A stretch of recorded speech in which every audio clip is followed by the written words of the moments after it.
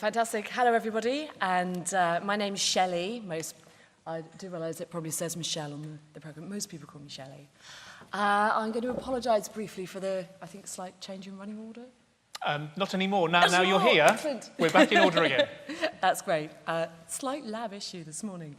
Anyway, what I'm here to do is to tell you a little bit about the work that we're doing in my group, which is all about developing sources of ultraviolet light to use in water treatment in the developing world.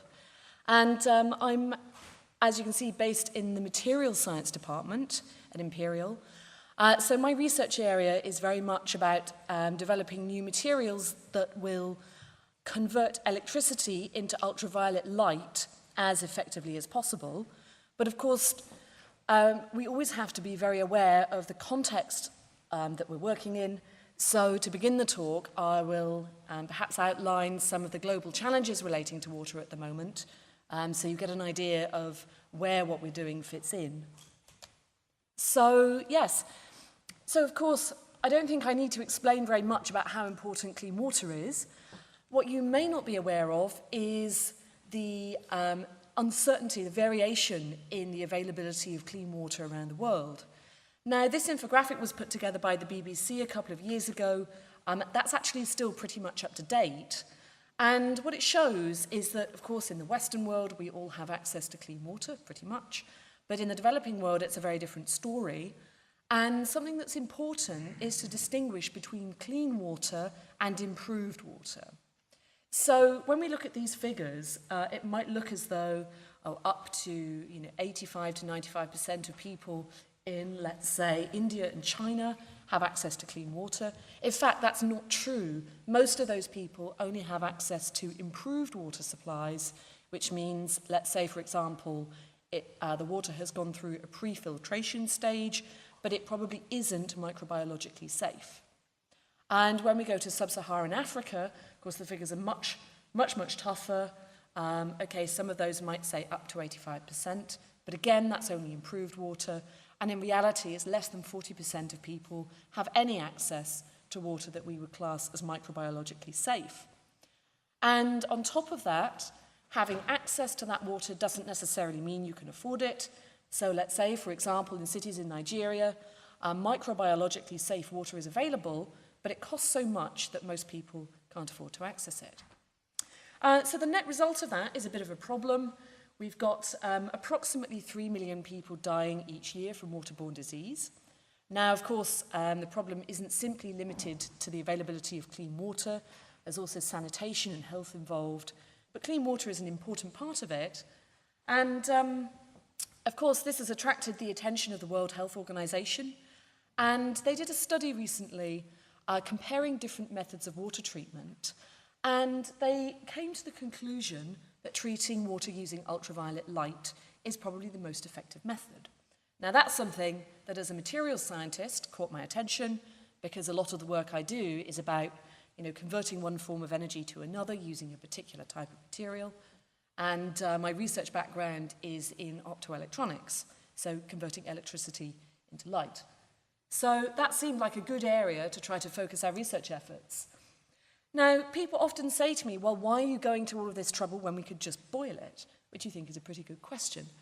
But I don't know about you, I wouldn't particularly want to drink out of something that looks like this. And there is a bigger problem, which is that it takes approximately 1 kilogram of fuel to boil a litre of water. And if you consider that people need approximately 50 litres of clean water per day, per person, for household use, washing, cooking and drinking, you can see that that's completely unsustainable for most people on a basic income in developing countries. So the fuel problem is an issue, not to mention household pollution. And there is also quite a lot of work being done on solar disinfection, which is, of course, cheap. You can do it pretty much anywhere. But people are running into problems because it can take up to 6 hours to disinfect water this way. In sunny conditions, if you have partly cloudy conditions, it could take 2 days. If you're on the monsoon season, okay, nothing's going to happen at all. And I don't know about you, but when I was younger, certainly I had a mental image of developing countries as all being warm and sunny. And of course, that's not actually true. So People have also used filtration. Again, it's very difficult to get microbiologically safe water using filtration approaches, certainly not in a way that's economically feasible at the moment, although, of course, this is certainly an area of active research. So that does leave us with ultraviolet light. And you may be wondering a little bit what exactly I mean by that and how it works. So we can see this is the region of light which is used in solar disinfection. So this is the short wavelength light that penetrates through the atmosphere, hits the Earth's surface. This light gives you a suntan, and then down here, basically nothing gets through because it's absorbed by the ozone layer. So that means that microorganisms haven't evolved protective responses to UV light in that region. And the interesting thing about this region is that that's the wavelength of light absorbed by DNA. You can see an absorption spectrum here. And conveniently, light at that wavelength is emitted by conventional mercury lamps. So that's what all of the research in UV disinfection has centered on most recently, which is these mercury vapor lamps. Now, there are some other little issues, but basically mercury vapor lamps work. The issue is they're not actually practical to roll out into developing countries. This is a picture of the original one developed in 1903. Slight problem, UV light being emitted, people staring straight at it. We have moved on a little bit from there. Mercury lamps now look a little bit like this. But again, they're still working on the same basic principle. They're quite large, they're quite fragile. You need high voltage power supplies to make them work, and they contain mercury. And because of all of these problems, they're going to be banned from sale in the EU from 2015. So if we're going to ban it in the first world, it doesn't really seem appropriate to try to roll it out into the developing world, put it mildly. So my research is all about developing alternative sources for UV light, which are small, rugged, efficient, have long lifetimes, and something that's practical to actually sort of go out there, fit as part of a point-of-use treatment device, and hopefully have the sort of thing you could put in your pocket. People need to move around, they can take it with them, and we don't need to worry about it breaking or failing or needing to be connected to 220-volt power supplies. Now, these light sources look a little bit like the indicator lights that you have on your computer. So something very similar, they just emit at a different wavelength. And we do that by using different materials inside these lights. And what you might not be aware of is that all of the light in these little indicators is emitted from regions that look like this. Little layers sandwiched inside a device which are only 5 to 10 atoms thick. So all of this light, switch your computer on, it's coming out of regions about 5 to 10 atoms thick. So it's certainly nanotechnology. People don't always realize that it's there, but it is. And the thing is, this works very well in the visible region, but it doesn't work very well in UV. So a lot of my research is focused on developing different structures. Now, this schematic is sort of on the micron scale. These structures are far, far smaller than what can be seen by the human eye. And much of it is about changing the design of this active light-emitting region, both in terms of the nature of the layers and also the kinds of materials that we put in. So if we have a brief comparison of the light sources, it's basically reasonably convincing that UV LEDs are a better option on almost every front. But one of the good things about them is that we're not fixed at emitting at a particular wavelength. We can actually have variable wavelengths. And this leads to the research questions that my group has been working on. Firstly, well, what is the best wavelength for disinfection? Perhaps we can go one better than the mercury lamps. Also, once we've found that wavelength, how do we maximize the efficiency of UV light generation from electricity?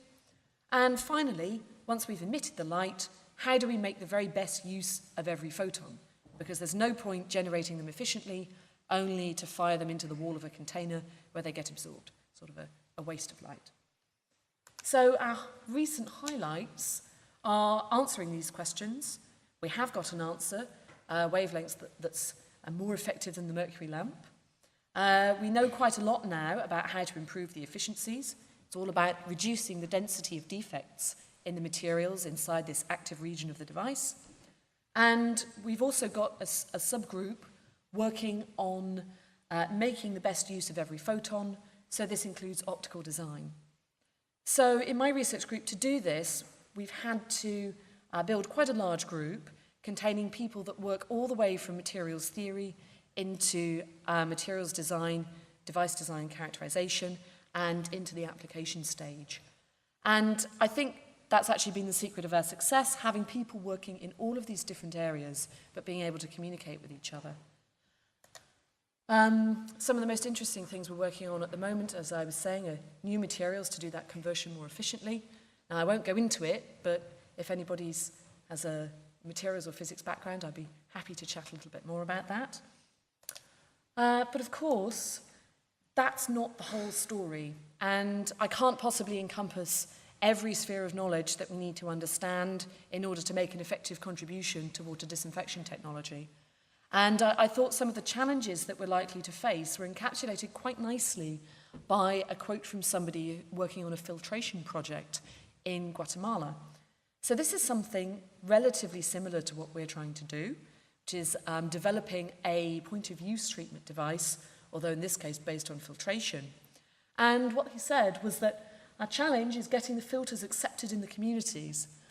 Many people we talk to don't realise that the water is unhealthy, others don't like the taste of the water after it's been filtered, and others don't like having the filter and the bucket in the house all the time. And this rings very true with their own experience. I've sent a student out on a project in Ghana, and that was building a combined rainwater harvesting collection tank with a UV disinfection unit.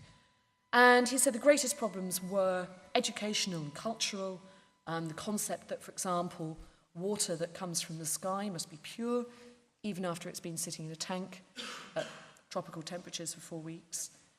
And so it's very clear to us that in terms of implementation of the technology that we're trying to develop, we also would like to work in partnership with people who have a better cultural and economic understanding of the situations in the countries where this will be applied. So if anybody here is from that background, I'd be very interested to talk. So I'll just wrap up with a brief thanks to our funding bodies. They've been very generous, and I'll leave it there. Thank you very much for your attention.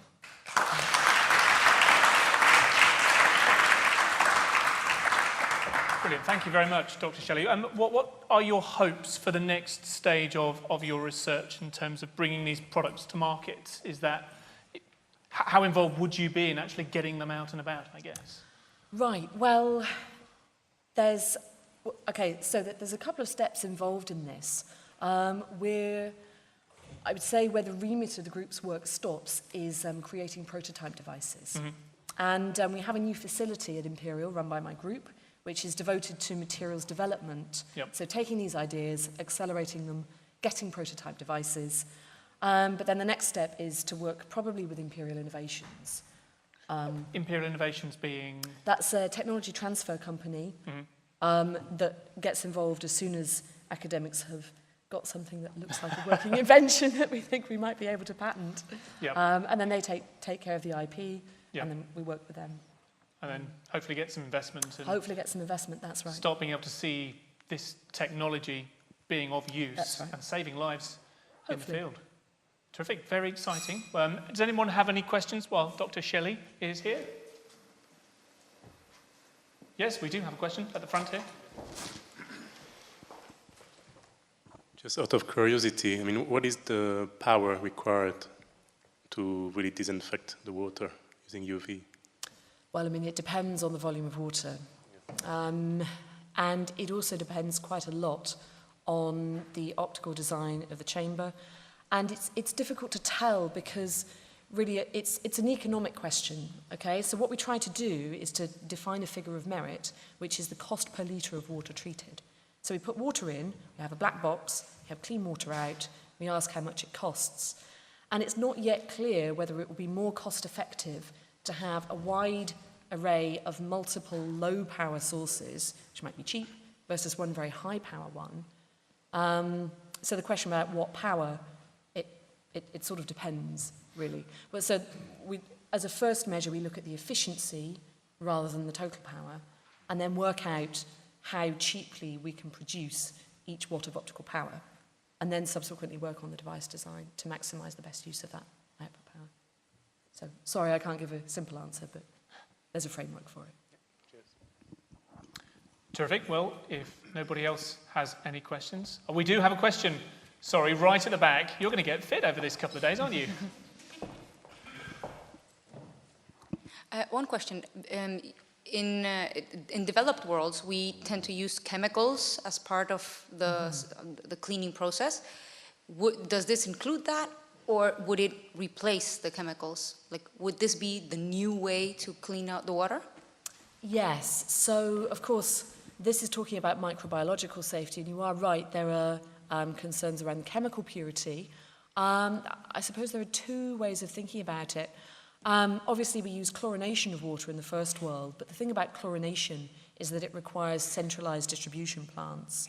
And for countries that don't already have effective centralized treatment and distribution infrastructures, it's not really practical to do that on a small scale. It's quite expensive. And we know, I mean, Bolivia, for example, is a good example of where centralized water treatment systems have been used, but they're not necessarily that effective.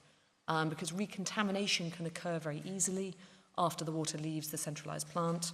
And also there is a problem with the investment needed to maintain the infrastructure, because otherwise treated water will just leak out and not reach people. So that's why we're focusing on a point of use approach where everybody has an individual device, and ideally the water is treated inside the container that it's drunk from, or the container that it's used from, so you don't get recontamination. But yes, this is a technology that would need to be used in conjunction with some form of chemical purification method, typically some form of organic filtration. So let's say a charcoal filter, or maybe perhaps some kind of gravel bed sedimentation approach. Just because if you have, say, residual heavy metals in the water, of course, treating them with UV is not going to help you there. But that won't be enough to make it microbiologically safe, which is why we're developing the UV. Hiya. Just wondering if there's use cases for the technology outside of water, maybe, I don't know, sterilization in other situations. Is this something you've explored? Yes, there's enormous demand for UV light emitters. 280 nanometers happens to be the absorption maximum for certain proteins. So it's also a wavelength that's of a lot of interest to biologists. Also in things like anthrax detection, there's a lot of military uses. Solar blind communications is another one. UV curing of polymers, UV detection of inks security, for example. You know, if you're UV watermarking, that's a very popular wavelength. And there are, of course, medical sterilization uses. So, for example, sterilizing medical instruments or hospital beds. In fact, that's useful not just in the first world, but also in the developing world as well. So, yes, an enormous range of uses. Terrific. Well, in that case, I think it's time to move on. But for now, please give a warm round of applause to Dr. Shelley. Thank you very much for joining us.